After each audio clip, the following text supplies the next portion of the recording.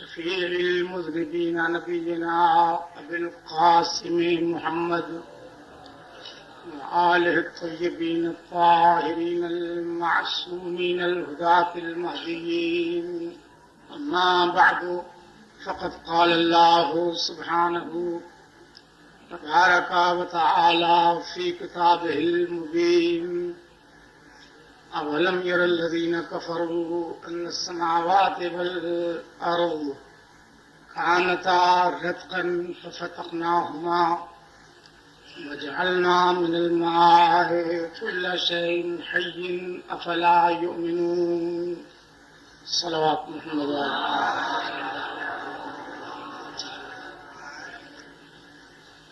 کیا کفر کرنے والے یہ خیال نہیں کرتے ہیں اور یہ نہیں سمجھتے ہیں کہ آسمان و زمین بستہ تھے، بند تھے، بارش نہیں نازل ہوتی تھی اور زمین میں رویدگی کی قوت نہ تھی؟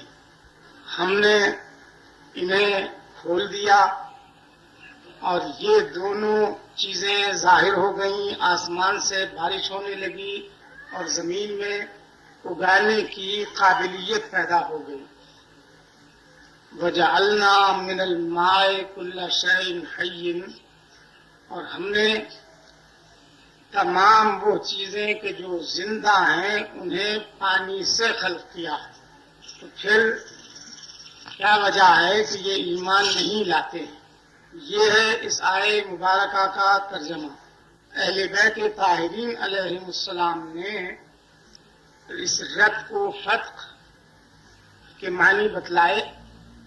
میرا خیال ہے کہ آج مجلس کے مقصد کا لحاظ کرتے ہوئے چند فقرے آپ حضرات کی خدمت میں عرض کروں، وہ بھی مختصر طریقے سے۔ قرآن مجید میں آسمان و زمین کی خلقت کے متعلق پروردگار عالم نے بکثرت آیتیں نازل فرمائی اور جا بجا تاکید فرمائی ہے کہ تم ان کی خلقت میں کچھ تو غور و فکر کر لیا کرو، اس کے ذریعے سے ہماری معرفت حاصل ہو جائے گی۔ جو لوگ خدا کے قائل نہیں یا قائل ہیں مگر ایسے لوگوں کے اقوال کو کہ جو اسے نہیں مانتے یا ہر ایک چیز کی علت کے حاصل کرنے کے لیے کوشاں رہتے ہیں، ان کے متبع ہیں۔ وہ یہ کہا کرتے ہیں کہ زمین آفتاب کا ایک ٹکڑا ہے جو کسی وقت اس سے الگ ہوا تھا اور اس کو اربوں سال گزر گئے ہیں۔ یہ اس زمانے کے لوگ جہاں وجوہات تلاش کرتے ہیں کہ یہ زمین کس طرح سے بنی اور کہاں سے آئی، اور ان کی سمجھ میں اور کچھ نہیں آیا تو یہ کہا جانے لگا کہ یہ کسی زمانے میں آفتاب کا ایک ٹکڑا الگ ہوا تھا اور اس کی اپنی گردش کی وجہ سے اتنی دور پہنچ گیا کہ جس کو اب ہم دیکھ رہے ہیں، اور یہاں وہ جو قوت دافعہ تھی یہاں آن کر ختم ہو گئی اور یہ اس جگہ رہ گیا۔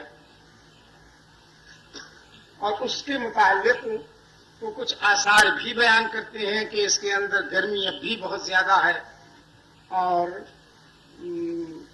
ایسے مادے ہیں کہ جو سیال ہیں۔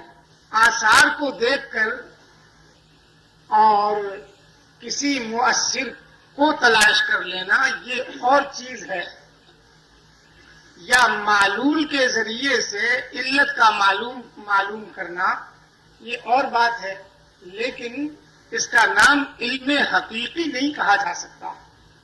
جب آپ کو دنیا میں تلاش کرنے کے بعد کچھ نہ ملا اور ایک چیز یوں ہی نظر آ گئی، آپ نے فرمایا یہی ہے علت، اس کا نام دلیل تو نہیں ہے۔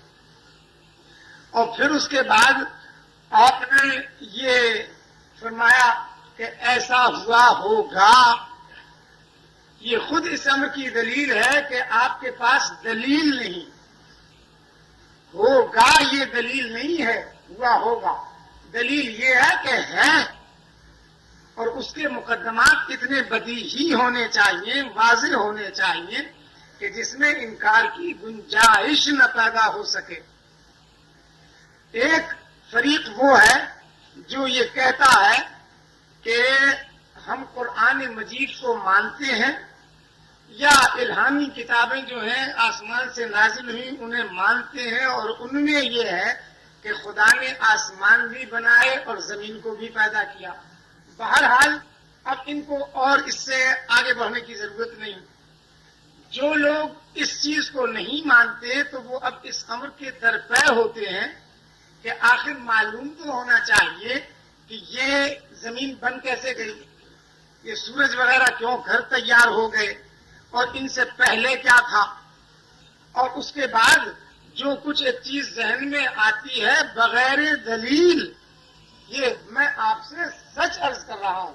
ایک مرتبہ آپ درود تو پڑھیں محمد والے محمد۔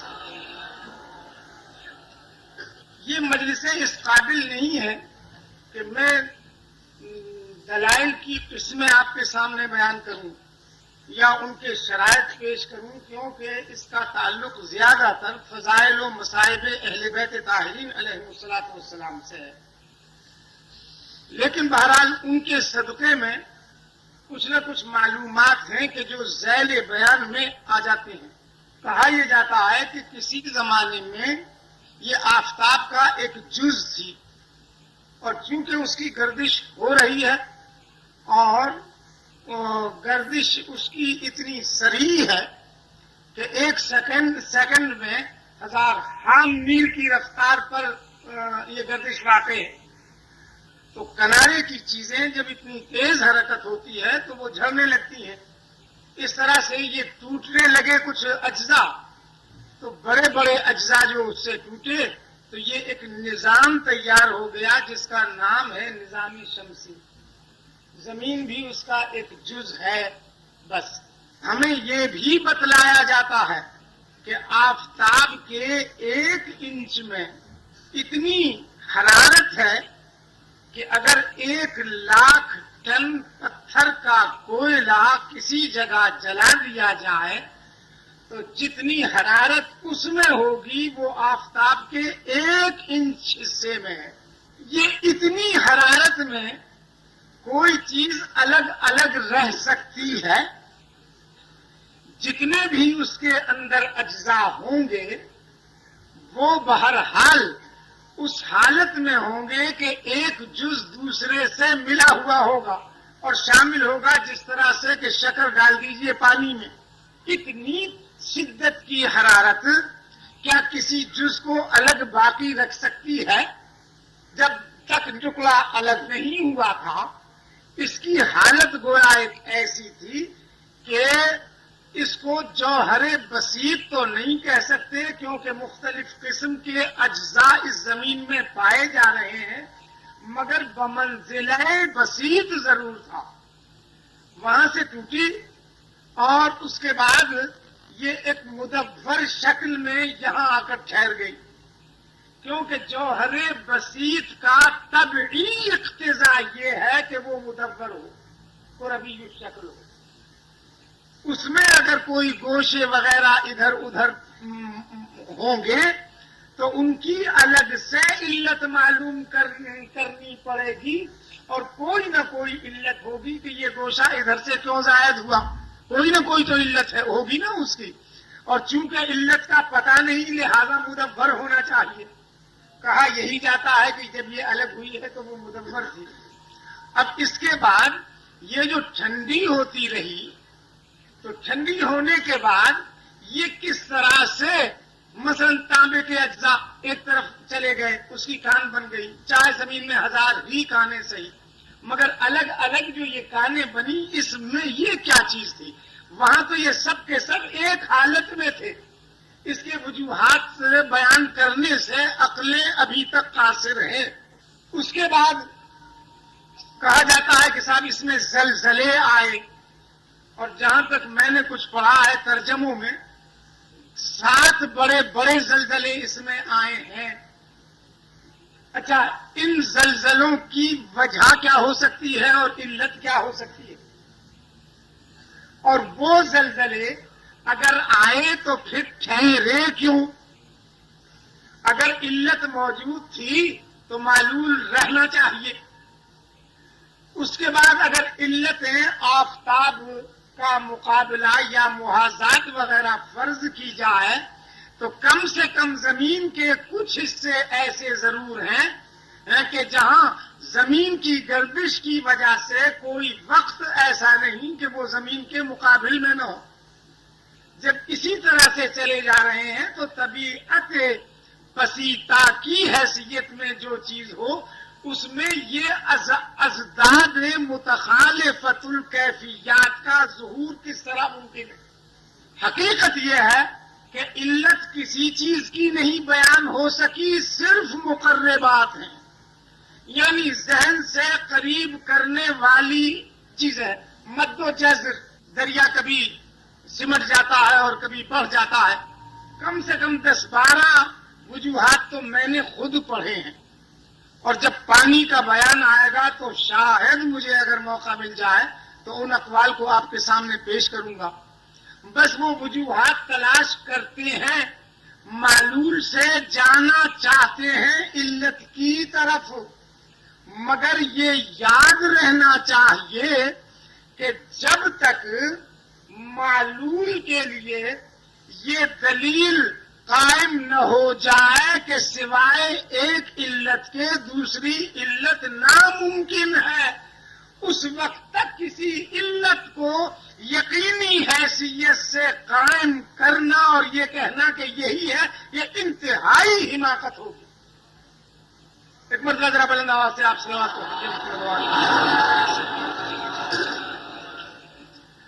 اب اس کے لیے کسی علت کیوں نہیں بیان ہو سکتی ہے؟ جب یہ پیدا ہوئی تھی نہ یہ دیکھنے والے تھے نہ اور کوئی دیکھنے والا تھا.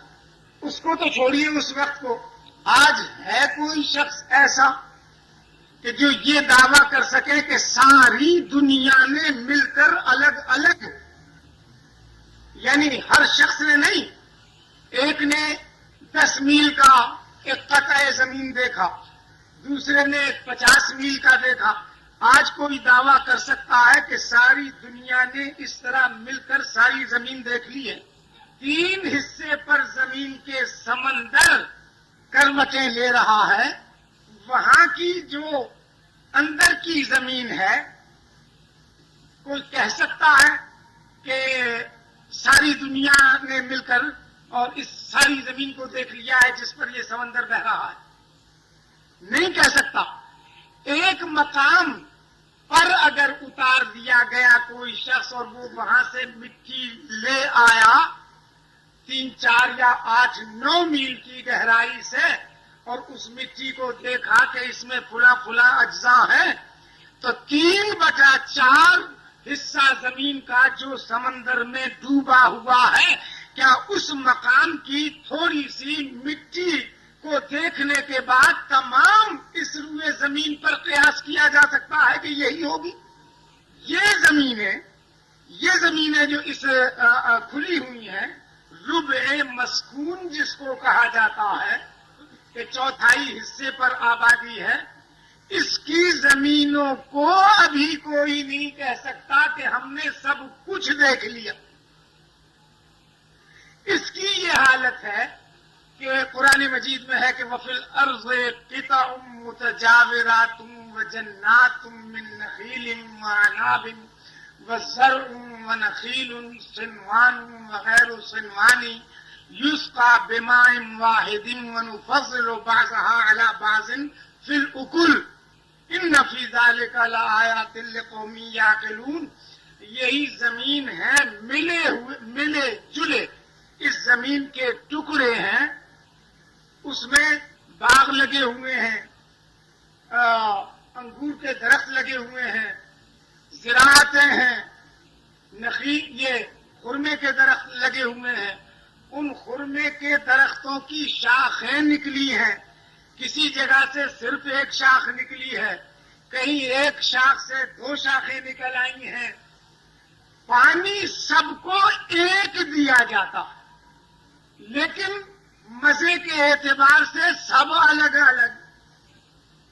کیا اس میں ہماری قدرت کی نشانیاں نہیں ہیں عقل والوں کے لیے؟ ایک مرتبہ درود محمد والے محمد علیہ السلام. آج کل کیمیابی کیمسٹری کے ذریعے سے ان کے اجزاء الگ الگ دیکھے جاتے ہیں.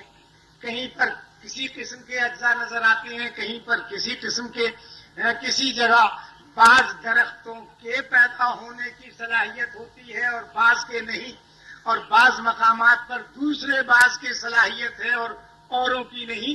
یہ یہاں پر اتنے مختلف ہیں قطعات زمین, تو جو چھپی ہوئی زمین ہے اس میں اگر کسی ایک مقام پر کچھ دیکھ لیا تو وہ تمام کے اوپر قیاس کیا جا سکتا ہے. غلط ہے نا قیاس کرنا؟ تو اس کا مطلب یہ کہ کسی کو پتا ہی نہیں کہ زمین کے اندر ان کے حالات کیا ہیں اور ان کے اجزاء کیا کیا ہیں. جب اتنا بھی نہیں معلوم تو ابھی زمین کے اوپر یہ قیاس آرائیاں کرنا کہ کہاں سے بنی اور کس طرح بنی, وہ پہلے اسے تو معلوم کر لیجئے کہ اس میں ہے کیا. اچھا اس کو بھی چھوڑ دیجئے, یہ سمندروں کی گہرائیاں کیسے پیدا ہو گئیں؟ یہ اجزاء یعنی 9 میل بعض مقامات پر سمندر کی گہرائی ہے. یہ اتنی گہرائیاں کس طرح پیدا ہو گئیں, اس کے اسباب کیا ہوئے, اس پر جو یہ پانی آیا تو یہ کہاں سے آ گیا اور کیوں کر آ گیا. جب یہ بنی تھی آفتاب سے الگ ہوئی تھی تو پانی کا تو اس پر نشان ہی نہ تھا, یہ تو ایک آگ کا شعلہ تھا. اس پر یہ پانی کہاں سے آیا اور یہ ہائیڈروجن اور آکسیجن ایک جگہ جمع کیوں کر ہو گئے؟ یہ الگ الگ چیزیں تھیں. آج دونوں کو اگر آپ ملا دیں تو پانی نہیں بنے گا جب تک کہ خاص طور سے کچھ آلات کے ذریعے سے کام نہ کیا جائے, بجلی کی رو وغیرہ دوڑائی نہ جائے, اس وقت تک نہیں بنتا ہے. حالانکہ 2 ہی اجزاء ہیں لیکن ملانے سے نہیں بنتا ہے. یہ کون تھا کہ ہائیڈروجن اور آکسیجن کو پیدا کرنے کے بعد یہ بجلی کی روئیں بھی دوڑا رہا تھا اور اس کے بعد وہ پانی اس نے بنایا اور پھر اتنا بنایا کہ رہنے والوں کو تکلیف نہ ہو. یہ پانی آتا تھا, برستا رہا اور ضرورت کے موافق آ جانے کے بعد اب ختم ہو گیا. ابھی کوئی یہ نہیں کہتا کہ اس طرح سے بڑھتا چلا جاتا. ایک دن تو سارے سمندر تیار نہیں ہوئے.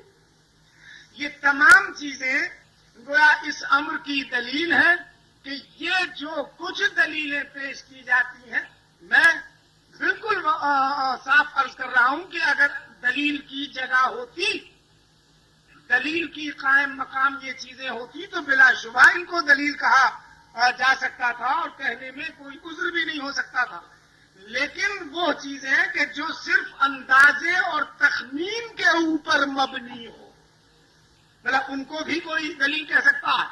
تو اسی لیے پروردگار عالم نے ارشاد فرمایا کہ ذرا تم ان چیزوں کو دیکھو. وَفِي الْأَرْضِ آیَاتٌ لِّلْمُوقِنِينَ, زمین میں ہماری قدرت کی نشانیاں ہیں مگر ان لوگوں کے لیے جو شک میں مبتلا نہیں, مشکوک چیزوں سے کام نہیں لیتے بلکہ متیقن چیزوں کو ڈھونڈنے کے عادی ہیں. بلند آواز سے آپ صلوات محمد محمد. ابھی ایک مقام پر ارشاد ہوتا ہے کہ ان فی خلق السماوات والارض واختلاف اللیل والنہار والفلک التي تجری فی البحر بما ينفع الناس وما انزل اللہ من السماء من رزق فاحیا به الارض بعد موتها. ایک مرتبہ آپ ذرا صلوات سبحان اللہ. آسمانوں اور زمینوں کی خلقت میں لوگوں کے لیے نشانیاں ہیں ہماری قدرت کی. غور تو کریں. ایک بات ہمیشہ میری زبان پر آتی رہتی ہے اور اس وقت پھر میرے خیال میں وہ بات آئی ہے اور آپ حضرات کی خدمت میں عرض کر دوں کہ کمال انسانی منحصر ہے یقینیات میں. کمال انسانی کا تعلق مشکوکات سے نہیں ہے. شک کی حیثیت میں بہت سی چیزیں اگر معلوم ہو جائیں تو اس میں کمال انسانی نہیں نظر آتا ہے.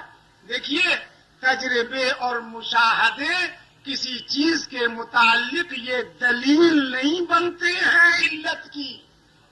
اس ذہن میں آپ کے آئی ہوگی ایک چیز. ہم نے ایک چیز کو دیکھا، شکل اس کی دیکھی، اس کا ذائقہ دیکھا، اور اس کے بعد اس کے اجزاء دیکھ لیے، یہ سب کچھ معلوم ہو گیا. لیکن پھر ایسا ہوتا ہے کہ ان اجزاء کو الگ سے اگر ملا دیجئے تو وہ چیز نہیں بنتی. مشاہدہ بھی ہے، تجربہ بھی ہے، سب کچھ ہے. کبھی میں نے عرض کیا ہے کہ شہد کے اجزاء معلوم ہو گئے کہ اس میں کون کون سی چیزیں شامل ہیں جس سے شہد بنتا ہے.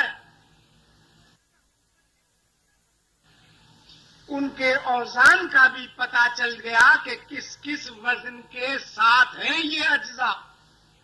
الگ سے اگر انہی اجزاء کو ملا دیا جائے اور شہد بنا دیا جائے تو چاہے آنکھیں دھوکہ کھا جائیں مگر زبان فوراً کہہ دے گی کہ نقلی ہے، اصلی نہیں.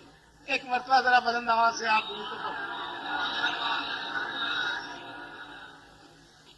اتنی معمولی سی چیز کہ ایک ذلیل اور کم حیثیت جانور نے جو نہایت ہی چھوٹا ہے اس نے بنائی. وہ ان لوگوں میں بھی نہیں ہے کہ جو صاحبان عقل کہے جاتے ہیں، صاحبان فکر کہے جاتے ہیں، ان میں بھی نہیں. لیکن وہ چیز بنا کر اس نے پیش کر دی کہ صاحبان عقل آج تک اس کا نظیر نہ لا سکے.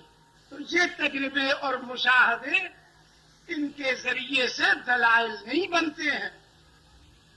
دلیل عقلی وہ ہے حقیقی حیثیت سے جو علت سے آگے بڑھ کر معلول کو بتلاتی اور سبب سے آگے بڑھ کر مسبب کو سمجھاتی ہے.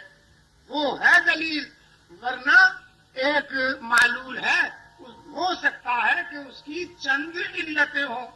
وہ حضرات جو کبھی کبھی یہ کہا کرتے ہیں کہ معلول واحد کے لیے علت واحدہ ہی ہوتی ہے، ان کے لیے یہ عرض کرنا چاہتا ہوں کہ اس کا مطلب یہ نہیں ہے جو ظاہر نظر میں سمجھا جاتا ہے. ورنہ علت کی بہت سی قسمیں ہیں. خیر ان چیزوں کو چھوڑیے. تو پروردگار عالم نے یہ ارشاد فرمایا کہ دیکھو یہ زمین جو ہے اس کو دیکھو، اس کے عجائبات کو دیکھو. اس کے آج ابھی تک یہ نہ معلوم ہو سکا کہ اس زمین میں مفرد عناصر کتنے ہیں. 93-94 تک دنیا پہنچی کہ اتنے عناصر ہیں، مگر یہی نا ہے کہ چیزیں دیکھتے رہے، ایک چیز کو انہوں نے صاف کرنا شروع کیا، اس سے ایک الگ عنصر پیدا ہو گیا. یہ تجربے ہوتے رہے، 93-94 تک پہنچے. ہے کوئی دنیا میں جو یہ کہہ سکے کہ اب کسی نئے عنصر کا اس سے نکلنا ناممکن ہے؟ آپ نے دیکھا کب ہے اس کو؟ آپ کو کیا پتا ہے کہ 2000 میل کے اندر کون کون سی چیزیں اس میں موجود ہیں جو ابھی ظاہر نہیں ہوئی؟ روزانہ آپ کو معلوم ہوتا رہتا ہے کہ نئی نئی چیزیں نکلتی رہتی ہیں. تو جب نکلتی رہتی ہیں تو اب یہ کون سی دلیل ہو سکتی ہے کہ اب ختم ہو گئی، جبکہ آپ کو پتا ہی نہیں ہے کہ اس میں ہے کیا. جب اس پر بھی دلیل عقلی نہ قائم ہو سکی کہ اس میں عناصر کتنے ہیں، تو اب اس کے بعد اس کی خلقت کی علتیں دلائل عقلیہ سے ثابت کرنا بس یہ وہی لوگ مان سکتے ہیں کہ جو اندھی تقلید کے عادی ہو چکے. ہم یہ کہتے ہیں چلو ٹھیک ہے، مقرب ایک چیز ہے، تقریب یعنی ایک حد تک خیال اندازہ ہے اور تخمینہ ہے، اس سے زائد تو اور کوئی چیز نہیں ہو سکتی. کیوں صاحب؟ ان تمام چیزوں سے بچنے کے لیے وہ لوگ کہ جن کی زبان سے کبھی غلط بات نہیں نکلی، اور وہ لوگ ہے کہ ایک کے بعد جب دوسرا آیا تو وہ وہی کہتا ہوا آیا جو پہلے نے کہا. اور وہ لوگ کہ جن کے سامنے جب کبھی کوئی مسئلہ پیش کیا گیا اور کسی علم کے عالم نے مسئلہ پیش کیا تو وہ یہ کہہ کر نہیں اٹھا کہ سمجھا نہیں. وہ تسلی حاصل کر کے اٹھا. ایک طرف تو وہ لوگ ہیں اور دوسری طرف یہ لوگ ہیں جن کے نظریات آج بھی مکمل نہیں ہو سکے، بلکہ ہر دوسرے اور تیسرے اور 10ویں سال ان میں کچھ نہ کچھ تغیر و تبدل ہوتا رہتا ہے. اتنی مشکوک زبانوں والے ایک طرف اور وہ لوگ 1,24,000 کو کہ جو پہلے نے بیان کیا وہی آخر کی زبان سے نکلا. ذرا حالے کے پہلے کو دیکھا نہ تھا، مگر چونکہ وہ سچے تھے اور ان کا علم حقیقی تھا. ایک طرف وہ یہ کہہ رہے ہیں کہ دیکھو یہ چیزیں سب خدا کی پیدا کی ہوئی اور اس نے عدم سے عالم وجود میں لا کر اپنی قدرت نمایاں کی ہے. کہیے وہ زیادہ قوی ہے؟ ہم تو سننے ہی والے ہوئے نا. ان کی بات بھی سن لی، اس کی بات بھی سن لی. یہ غور کرنے کی چیز ہے اور اگر یہ بات رہ جائے نا تو بہت سے مسئلے حل ہو جاتے ہیں. ایک طرف ایسا گروہ ہے کہ جس کے متعلق کبھی کسی نے جہالت کا الزام نہیں لگایا، کبھی کسی نے یہ نہیں کہا کہ ان کی زبان سے کبھی کوئی بات غلط نکلی، اور ایک نہیں ہزاروں ہیں وہ. اور دوسری طرف وہ لوگ ہیں کہ جو خود یہ کہتے ہیں کہ یہ نظریہ اس وقت ہے، ممکن ہے کل یہ تھیوری بدل جائے. سمجھے آپ؟ اب بتلائیے قابل اعتبار کون سا گروہ ہے؟ اگر ان کو چھوڑنے کے بعد اس پر یقین کر لیا جس کے بنانے والے نے، تھیوری بنانے والے نے خود یقین کا دعویٰ نہیں کیا، تو وہ تو یقین کا دعویٰ نہیں کرتا. اور آپ اگر یقین کا دعویٰ کر لیں گے تو ذرا بتلائیے تو صحیح کہ کیا حشر ہوگا عقل کا. بلند آواز سے آپ دور پڑھ لیجیے. اب اس کے عجائبات جتنے عناصر ہیں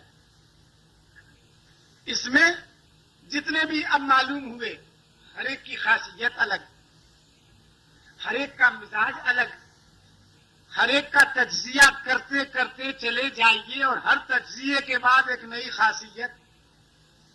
ایک ایک عنصر میں یعنی کروڑ ہاتھ تجزیے کرتے چلے جائیں اور ہر تجزیے کے بعد، ہر ایک مرتبہ توڑنے کے بعد ان ٹکڑوں کے خواص الگ الگ. اور یہ اگر نہ معلوم ہو تو عقل مستقل حیثیت سے بتلاتی ہے کہ کل کی خاصیت اور ہوگی اور جز کی اور ہوگی. یہ ناممکن ہے کہ دونوں کی خاصیت ایک ہی ہو جائے. تو عقلی حیثیت سے ذرا آپ اندازہ تو فرمائیں کہ اس ساری زمین میں کتنی لامتناہی خاصیتیں موجود ہیں. ابھی خاصیتوں کا پتہ نہیں چلا تو حقیقت کا دعویٰ کون کرنے والا ہے کہ ہمیں حقیقت کا علم ہے. ہاں، اب حقیقت وہی جانتے تھے کہ جن کے سامنے یہ چیزیں بنائی جا رہی ہیں. بلند آواز سے آپ درود پڑھ رہے ہیں.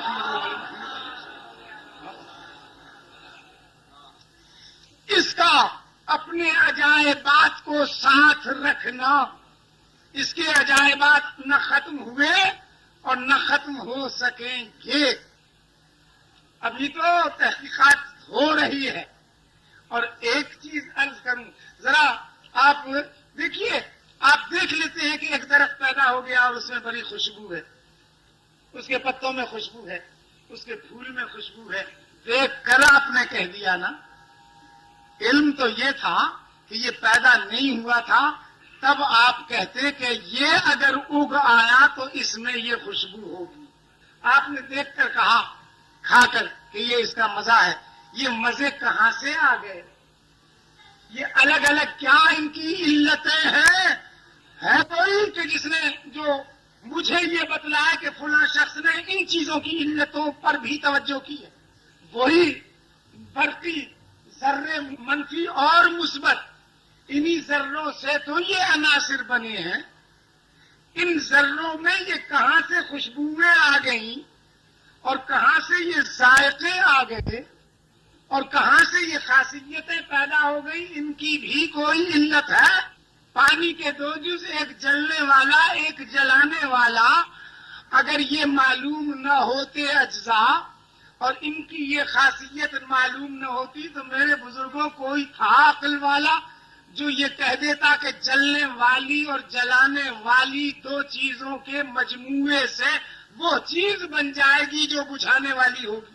اب چونکہ بن گئی اس لیے کہتے ہیں کہ ان سے یہ چیز بن جاتی ہے، اور اس کے بعد تجربے آگے بڑھنے کے بعد ان کی کچھ خاصیتیں اور بھی نظر آ جاتی ہیں.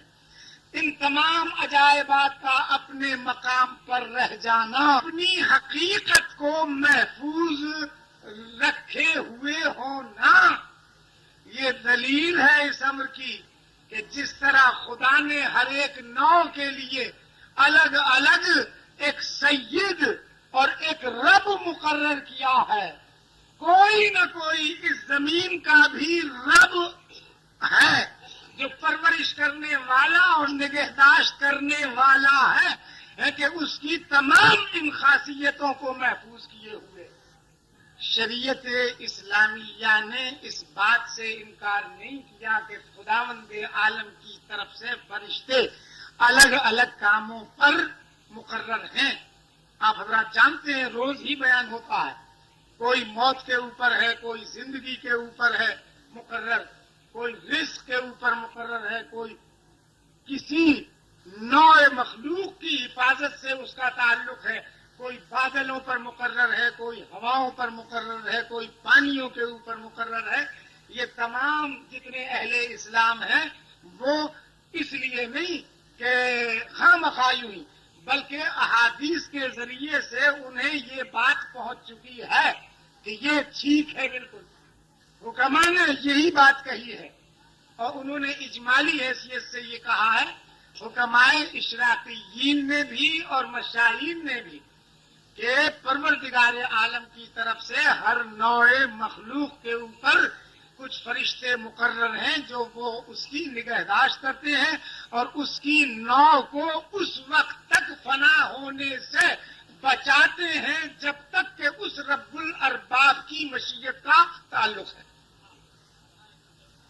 مثلا جانوروں کی نوع ہیں الگ الگ، ان کی حفاظت کے لیے دنیا جتنی ہی کوشش کرے، انتظام ہے ایک عالم معنوی کا ہے کہ جو چل رہا ہے، اور اس طرح چل رہا ہے کہ انسان سوائے اس کے متحیر ہو کر رہ جائے اور کچھ نہیں بن پاتا. آج ترقی کی منزلیں بہت کچھ طے ہو چکی، ان تمام الگ چیزوں کو تو چھوڑ دیجئے، میرے بزرگوں اپنے جسم کے اندر جو کچھ ہو رہا ہے ابھی خدا کو گواہ کر کے کہتا ہوں کہ یہ ترقی یافتہ یہ نہیں کہہ سکتے کہ یہ جتنی منزلیں رکھتا ہے یہ جسم، ہم نے سب منزلیں طے کر لی. اور سب چیزوں کو چھوڑیے، پروردگار عالم اسی لیے ارشاد فرماتا ہے کہ دیکھو ان چیزوں میں میری قدرت کی نشانیاں. حکماء یہ کہتے ہیں کہ ہر ایک نوع مخلوق کے لیے خدا نے ایک محافظ بنایا ہوا ہے، وہ ہے سردار بہت سے محافظین کا. مکھی بڑی بری چیز ہے، ہر شخص نفرت کرتا ہے، یہ دنیا مل کر بھی زور لگائے تو مکھی کو فنا نہیں کر سکتے، اور تو چھوڑیے کسی چیز کو. اس وقت یہ کہا جاتا ہے کہ یہ کیڑے جو ہیں زمین کے اوپر جو غلاظتوں کو دور کرتے رہتے ہیں اور تعفن سے لوگوں کو بچاتے رہتے ہیں مخلوق کو، کہ ان غلاظتوں کی وجہ سے ہوا میں تعفن نہ پیدا ہو جائے. کہا یہ جاتا ہے کہ اگر یہ چھوڑ دیے جائیں اور یہ رہ جائیں زمین کے اوپر اور یہ گویا کم نہ کیے جائیں دوسرے وجوہات سے، تو ایک سال میں ساری زمین پر یہی ہوں گے اور آدمی کو پاؤں رکھنے کی جگہ نہ ملے گی. ایک سال میں اتنے بڑھ جائیں گے. یہ اگر پیدا نہ ہوتے تو وہ تعفنات پیدا ہوتے جس سے وبائیں پیدا ہوتی، لہذا ان کا پیدا ہونا ضروری، اور یہ اگر بڑھ جاتے تو پھر دوسری تکلیف ہوتی کہ آدمی رہے کہاں، لہذا ان کا کم کرنا ضروری۔ کچھ جانور ایسے پیدا کر دیے کہ ان کو چنتے رہتے ہیں اور وہ کھاتے رہتے ہیں، سمجھے؟ اب آپ ذرا اندازہ تو فرمائیے کس طرح یہ عالم مانوی کا انتظام ہو رہا ہے۔ نہ وہ جانور ان کو فنا کر سکتے ہیں کہ بالکل ختم کر دیں، کیونکہ اگر ختم کر دیں تو دوسری طرف سے انسان کو تکلیف ہو، اور اگر ختم نہ ہو تو پھر کثرت کی وجہ سے تکلیف ہو جائے۔ ایک حد اعتدال کے اوپر قدرت نے ایسا انتظام کیا ہے کہ اس حد اعتدال کے اوپر باقی نہیں۔ تو ہر ایک نوع کے لیے جس کی ضرورت ہے اس مخلوق کو، اس نے اس کی محافظت کے لیے ایک فرشتے کو مقرر کیا ہے جس کا نام وہ رکھتے ہیں رب النوع، اس نوع کا رب۔ بعض لوگ لفظ رب سن کر گھبرا جاتے ہیں کہ یہ شرک ہے۔ رب کے معنی عربی میں جتنے صاحبان یہاں تشریف فرما ہیں وہ یاد رکھیں، اکثر تو وہ ہیں جن کو پہلے سے معلوم ہے، لیکن بعض وہ ہیں کہ جنہیں معلوم نہیں ہے۔ رب کے معنی مالک کے بھی ہیں، سردار کے بھی ہیں، اور پرورش کرنے والے کے بھی ہیں۔ یہ سارے معنی لفظ رب کے ہیں۔ جناب رسالت مآب محمد مصطفیٰ صلی اللہ علیہ وآلہ وسلم نے ایک شخص سے پوچھا کہ رب غنم انت ام رب جمل، کیوں بھائی تم بکریوں کے مالک ہو یا اونٹوں کے؟ اونٹوں کے رب ہو یا بکریوں کے رب ہو؟ اب یہاں خدا تو رسول اللہ نہیں کہہ رہے ہیں اس کو کہ تم اس کے بکریوں کے خدا ہو یا اونٹوں کے خدا۔ یہاں اس کا مطلب یہی ہے کہ تمہاری ملکیت میں جس کے تم مالک ہو وہ بکریاں ہیں یا اونٹ ہیں۔ تو رب کے معنی وہ نہیں ہے صرف کہ خدا، وہ تو ایک لفظ اللہ ہی ہے کہ جو اس کی ذات کے ساتھ مخصوص ہے۔ آپ اپنے لڑکوں کا نام عالم رکھ دیتے ہیں تو عالم آپ نے کیا خدا بنا دیا ان کو؟ ہے بس نام ہے، اس خیال سے کہ شاید کچھ ذرا اس صفت کی کچھ جھلک اس میں آ جائے۔ تو ان کے نزدیک اس کا نام ہے رب النوع۔ بلند آواز سے آپ ذرا ایک مرتبہ سلامات کیجیے۔ ان کا وجود دلیل ہے وجود رب النوع پر۔ یہ نوع موجود، لہذا ان کے ارباب موجود، اور خداوند عالم جو ہے وہ رب الارباب ہے۔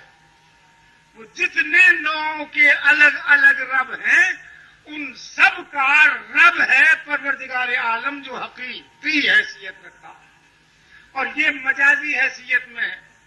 تو میرے بزرگوں، یہ زمین اپنی حقیقت کے اوپر اس کا باقی رہنا، اس کے عجائبات کا اس کے اندر محفوظ رہنا، اور اس میں تغیر و تبدل کا واقع نہ ہونا، کیا دلیل نہیں ہے اس بات کی کہ جس طرح اور چیزوں کے لیے ارباب معین کیے ہیں اس کے لیے بھی کوئی رب معین ہوا ہو؟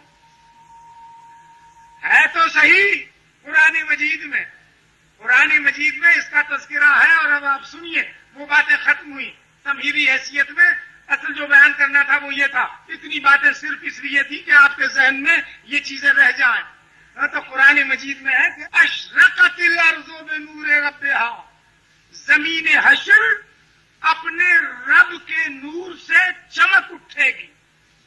یہ جو چمک اٹھنا ہے یہ دلیل ہے کہ یہ خدا نہیں ہے جو رب کہا گیا۔ ذہن میں آئی آپ کی بات؟ خداوند عالم کے لیے جو یہ کہتے ہیں کہ وہ ایک ایسی ذات ہے کہ جس سے نور نکل رہا ہے، روشنی نکل رہی ہے، وہ اصل میں خدا کی معرفت نہیں رکھتے، وہ خدا کو کچھ بھی نہیں پہچانے۔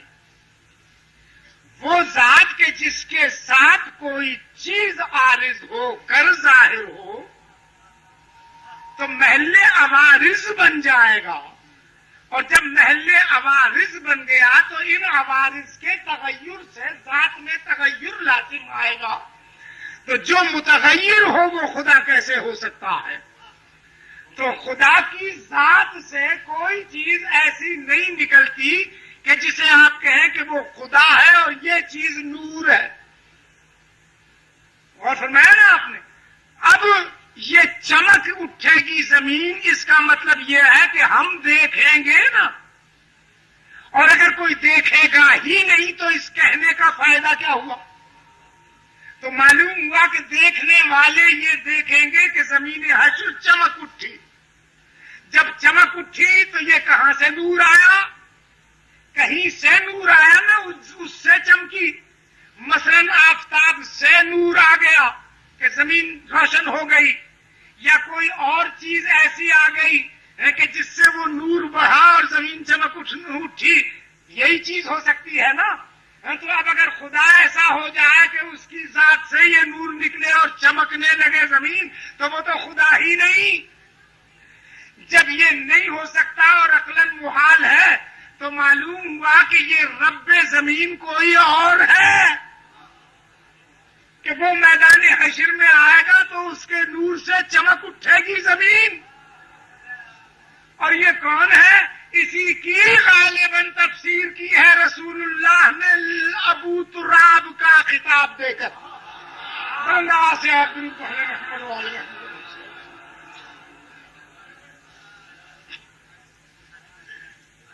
جو گھر کی مالک عورت ہوتی ہے نا، اس کو ربۃ البیت کہتے ہیں.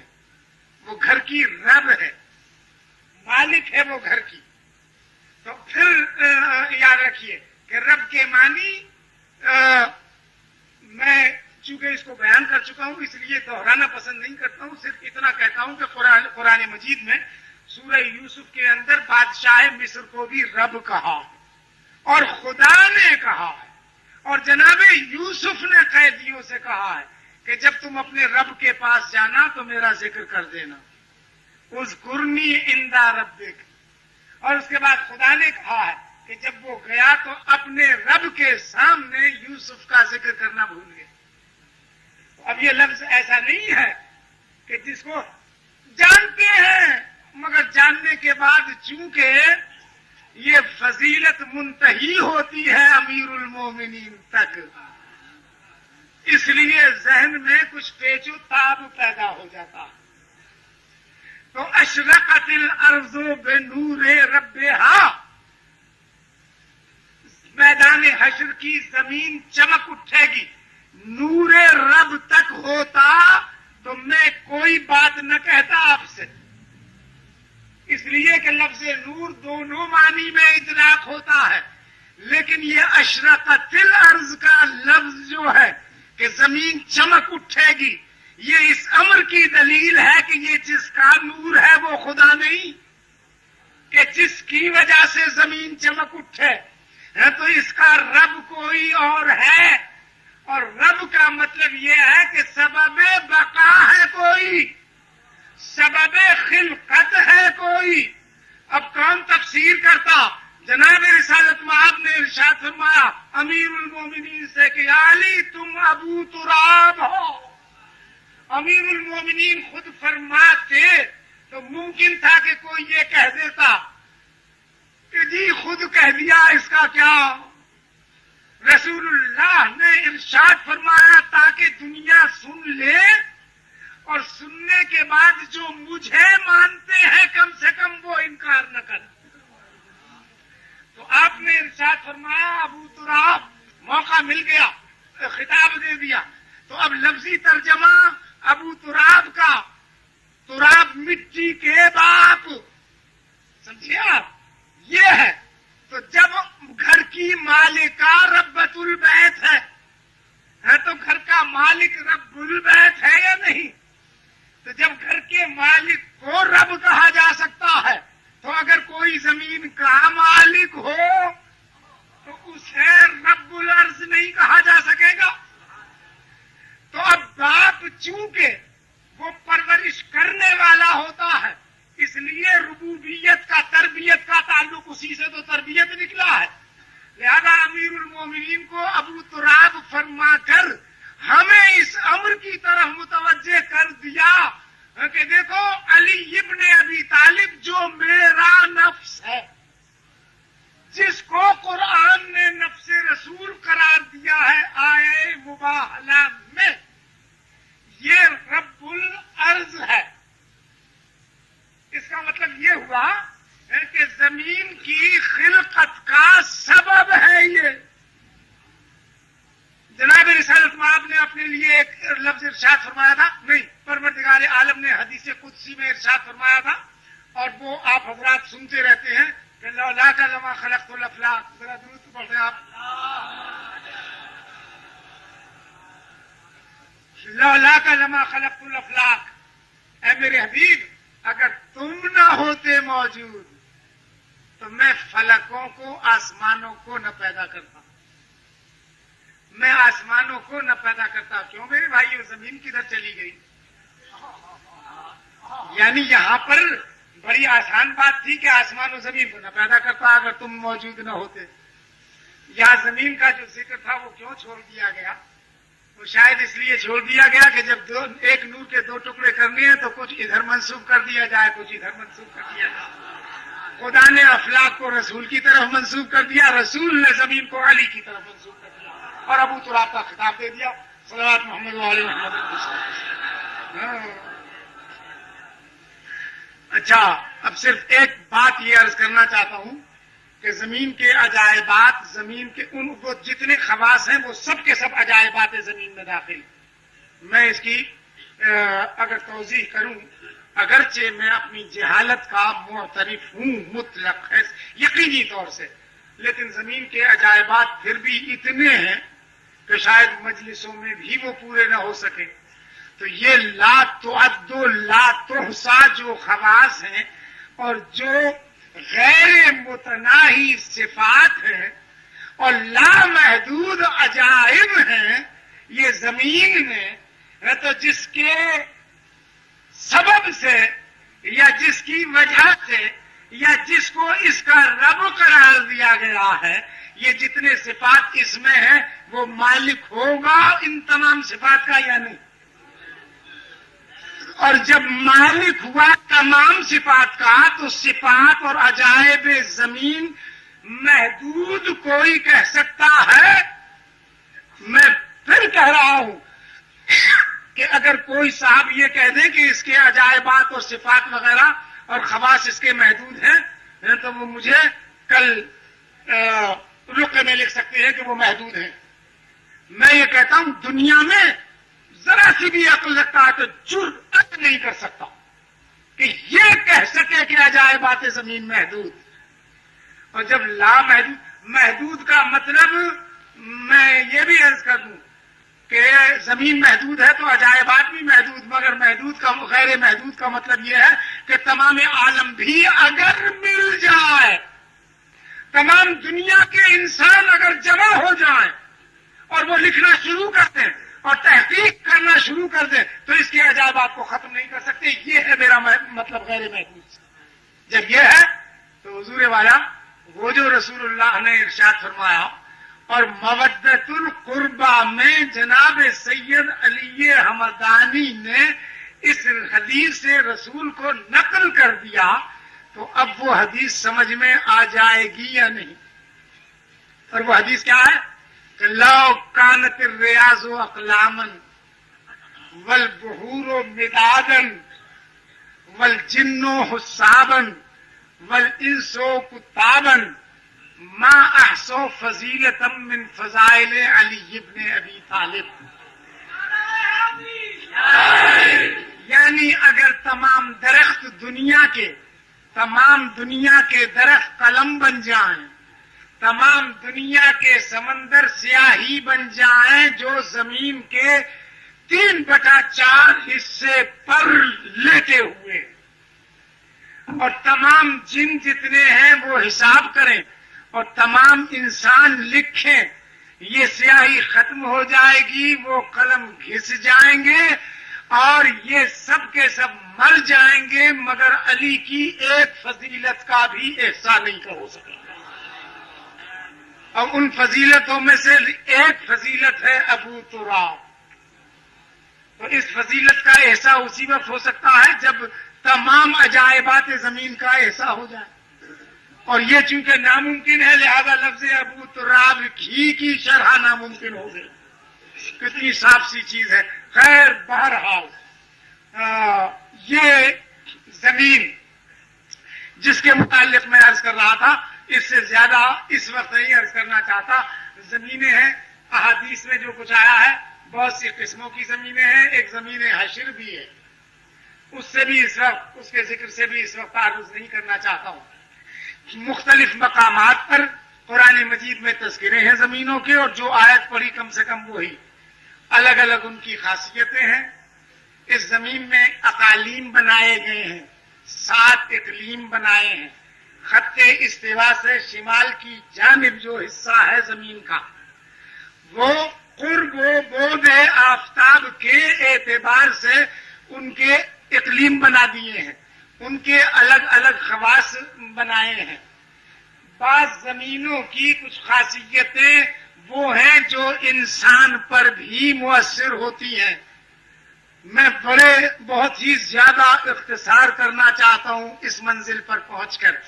اخلاق جلالی میں جہاں تک میرا خیال ہے اس میں بھی یہ ہے کہ اقلیموں کی الگ الگ خاصیتیں کیا ہیں جو انسان سے جن کا تعلق ہے. اس طرح سے شہروں اور ملکوں کی خاصیتیں احادیث میں بیان کی گئی ہیں. زمین مصر کے متعلق کہا گیا ہے معاف کیجیے گا امیر المومنین ہی کا قول ہے کہ یہاں یہ زمین جو ہے یہ بے شرمی پیدا کرنے والی. جو لوگ وہاں رہ چکے ہیں انہیں اس بات کا تجربہ ہوگا. اور جہاں تک میں اس حدیث سے اس ارشاد امیر المومنین کے پڑھنے کے بعد اگر کوئی مصر جاتا ہے اور وہاں کچھ دن رہتا ہے تو میرا دل چاہا کرتا ہے کہ پوچھوں کہ بھئی اخلاقی کیا حالات ہیں اور کیسے کیریکٹر ہیں. تو امیر المومنین کے اس قول کی مجھے تصدیق ہوتی رہتی ہے. اسی طریقے سے کوفے کی زمین کے متعلق کچھ خصوصیات ہیں. اور ایک زمین کربلا بھی ہے جس کے کچھ خصوصیات رہ چکے ہیں. اور جب ایک شخص نے اس کو بستی بنا لیا تو اس کے بعد یہ پہلے تھی ارض و کربن و بلا. کرب بے چینی اور بلاؤں کی زمین. اور اس کے بعد جب یہ منزلیں اس کی آخری حد پر پہنچ گئیں تو اس کے بعد یہ ارض رحمت بن گئی. خداوند عالم کی رحمتیں اس پر نازل ہونے لگی. ایک ارض شام بھی ہے. شام کربلا کا نام آتا ہے نا. دنیا میں میرے خیال میں اس نام پر خوش ہونے والا تو کوئی بھی نہ ہوگا لیکن جن لوگوں کے کچھ تعلقات ہیں دل سے اہل بیت کے ساتھ اس نام کے سنتے ہی ان کے دلوں پر ایک جھٹکا ضرور لگتا ہے. لوگ شام میں بھی رہتے ہیں لیکن جب یوں ہی اجنبی حیثیت سے لفظ شام آ جاتا ہے زبان پر شام میں جو کچھ ہوا وہ خدا کی قسم کربلا میں نہیں ہوا. شام میں وہ کچھ ہوا کہ جو کبھی چشم فلک نے دیکھا ہی نہ تھا. یہ ایک لفظ زبان پر آیا اور مجھے چند ہی تھوڑا سا وقفہ ہوتا ہے. میں نے ایک واقعہ پڑھا تھا شجر طوبہ ایک کتاب ہے اس میں یہ واقعہ پڑھا کہ امیر تیمور نے شام پر حملہ کیا اور اس کو فتح کیا اس پر قبضہ کیا. اور یہ چونکہ دوستدار اہل بیت تھا اس کے دل میں کچھ خلجانی کیفیت تھی اس شہر شام سے. جس وقت اس نے فتح کیا تو وہاں کے بڑے بڑے لوگوں کو ذلیل کیا اس نے. ان کی گردنوں کو توڑا ان کے سروں کو نیچا کیا اور یہ عمدن اور قصدن جس کو ان لوگوں نے محسوس کیا کہ یہ خاص کوئی عداوت ہے اس کے دل میں، چنانچہ ان لوگوں نے یہ کوششیں کی کہ کسی صورت سے اس کا یہ غصہ اور یہ عداوت ہماری طرف سے کم ہو جائے۔ آخر میں ان لوگوں نے تدبیریں سوچی، بیٹھے، الگ الگ انہوں نے میٹنگیں کی، خفیہ جلسے کیے، کیا کیا جائے۔ آخر میں یہ ہوا کہ اس سے اگر قرابت پیدا ہو جائے کچھ تو شاید یہ کیفیت اس کے دل سے نکل جائے۔ چنانچہ وہاں کے بعض بڑے بڑے آدمی آئے اور انہوں نے یہ کہا کہ اس شہر میں سب سے بڑا شریف ترین گھر جو ہے وہ ہمارے بادشاہ کا ہے، جو یہاں ریاست کرتا تھا اور امارت کرتا تھا، تو ہم یہ چاہتے ہیں کہ آپ اس کی لڑکی کے ساتھ عقد کر لیں، شادی ہو جائے۔ مقصد یہ تھا ان کا کہ یہ تعلقات ہو جائیں گے تو پھر اس کے بعد یہ عداوت اس کے دل سے نکل جائے گی اور یہ سختی دور ہو جائے گی۔ جب بہت زیادہ اصرار کیا گیا تو یہ سوچا کچھ اور اس نے کہا اچھی بات ہے، اس نے منظور کر لیا اور اس نے کہا کہ اچھا بازاروں کو ذرا مزین کیا جائے اور آراستہ کیا جائے، راستے جو ہیں وہ بھی آراستہ کیے جائیں، خصوصاً بازار شام یہ بہت زیادہ آراستہ کیا جائے، اور اس کے بعد سامان عروسی وغیرہ اس نے منگوایا اور حکم دیا کہ اچھا اس لڑکی کو حمام بھیجو اور وہاں سے یہ کپڑے پہن کر وہ نکلے۔ جب وہ اس کو بھیج دیا گیا تو پھر اس نے اپنے خادم کو حکم دیا کہ ایک لاغر سا اونٹ اس دروازے پر حمام کے لے جاؤ اور جس وقت وہ نکلے تو اس لڑکی کو اس پر سوار کرو اور بازار سے گزارو۔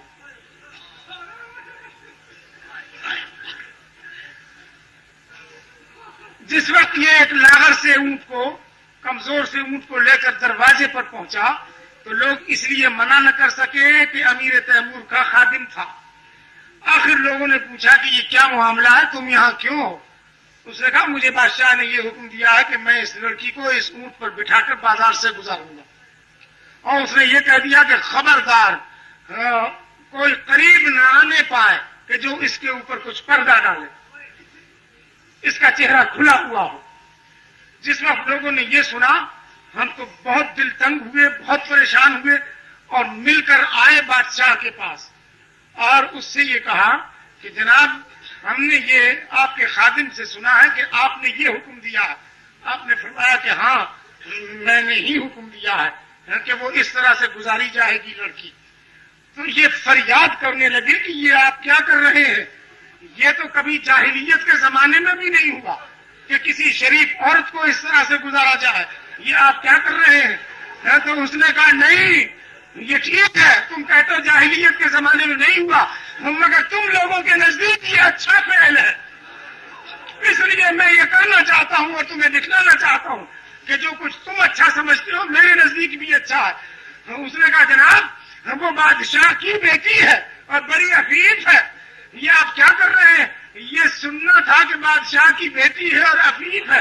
ایک مرتبہ اس نے سینے پر ہاتھ مارا اور اس کے بعد چیخ ماری اور بے ہوش ہو گیا، اور اس کے بعد جب ہوش آیا تو اس نے کہا بے غیرتو، ارے رسول سے زیادہ کوئی بزرگ گزرا ہے اور رسول کی بیٹیوں سے کوئی زیادہ عفیف تھا، ارے یہ تمہارا بازار وہی نہیں ہے جس میں زینب و کلثوم اس طرح سے سربراہ پھرائی گئی تھی۔ آج تم فریاد کرتے ہو اور کل تم ان شہزادیوں کی فریادوں کے اوپر ہنس رہے تھے۔ کیا اس بازار سے وہ نہیں گزری؟ کیا تمہارے اس وقت کے بادشاہ کے سامنے ان کی پیشی نہیں ہوئی؟ ارے کسی نے بھی کچھ غیرت کی، کسی نے بھی کہا کہ یہ ہو کیا رہا ہے؟ ایک طرف یہ چیز تھی اور دوسری طرف یہ تھا کہ اہل بیت گھر سے چلے تھے اور یہ سمجھ کر چلے تھے کہ ہمارے ساتھ کیا سلوک ہوگا، اور مسلمانوں اس لیے چلے تھے کہ بغیر اس کے چارہ کار نہ تھا۔ اسلام جتنا بھی اس وقت موجود ہے وہ حسین کا صدقہ ہے۔ کیوں کہ آپ کے قتل ہونے نے دنیا کی آنکھیں کھول دی کہ یزید فاسق و فاجر رسول نہیں. اور اس کے بعد اس چیز کا اعلان شہزادیاں کرتی ہوئی چلی گئی. امام زین العابدین علیہ السلام سے کسی نے پوچھا, آپ سے ایک شخص ملنے کے لیے گیا تو بیٹھ گیا, کچھ باتیں پوچھنے لگا. تھوڑی دیر میں آپ نے غلام کو آواز دی کہ میرے لیے پانی لے آ.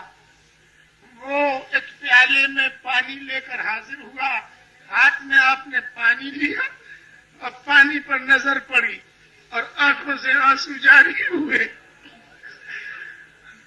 اتنے روئے کہ وہ پانی ممزوج ہو گیا پیالے کے پانی سے. آپ نے دے دیا. پھر وہ دوسرا پیالہ لایا اور پھر یہی کیفیت, پانی کو دیکھا اور نہ معلوم کیا یاد آ گیا, روتے رہے. تو وہ شخص کہتا ہے, مولا یہ آپ کب تک روئیں گے, کب تک روئیں گے؟ تو فرماتے, بھائی تو نے وہ کچھ نہیں دیکھا جو میں نے دیکھا ہے. جو کچھ میں نے اپنی آنکھوں سے دیکھا ہے تو نے نہیں دیکھا. ارے تیرے اوپر وہ کچھ نہیں گزرا جو میرے اوپر گزر گیا.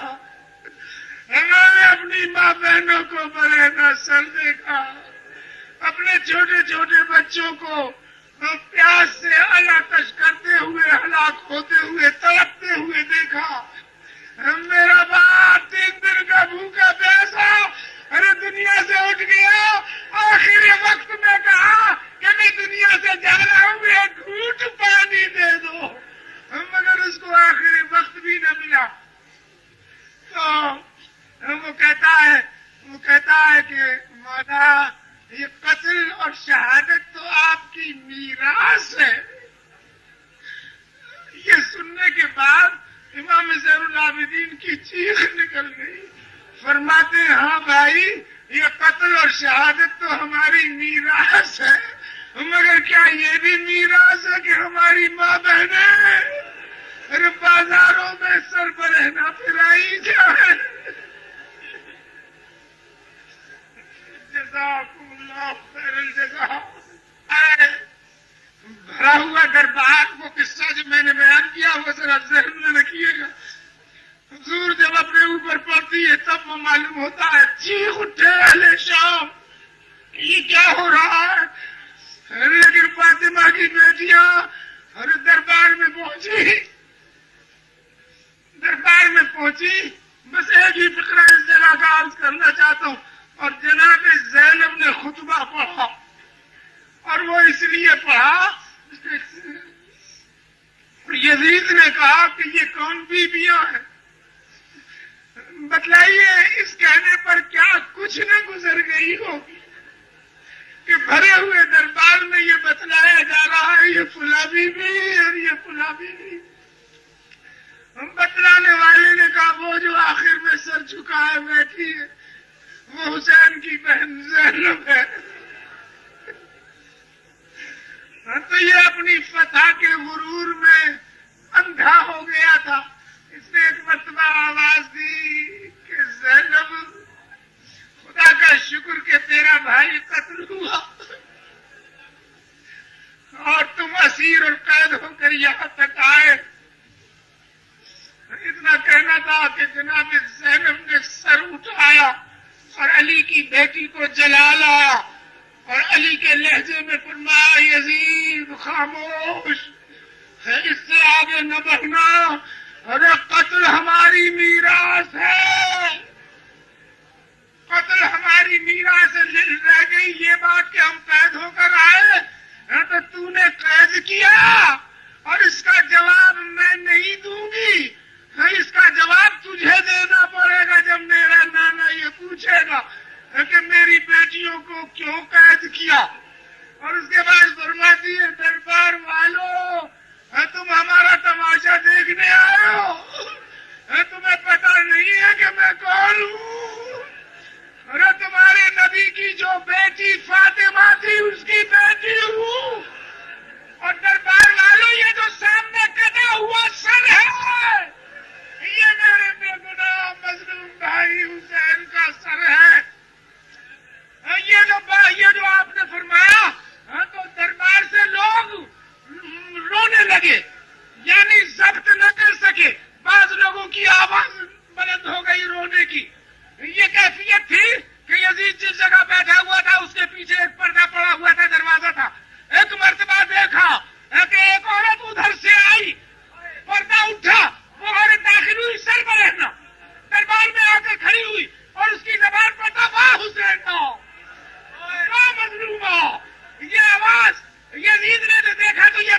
گیا کہ اس کی بیوی ہے، یہ گھبرا کر کھڑا ہو گیا، اس نے اپنی ابا اتاری، اس کے اوپر ڈالی اور اس سے کہنے لگا کہ میں رونے کو منع نہیں کرتا، مگر میری عزت کا تو خیال کر لیا ہوتا،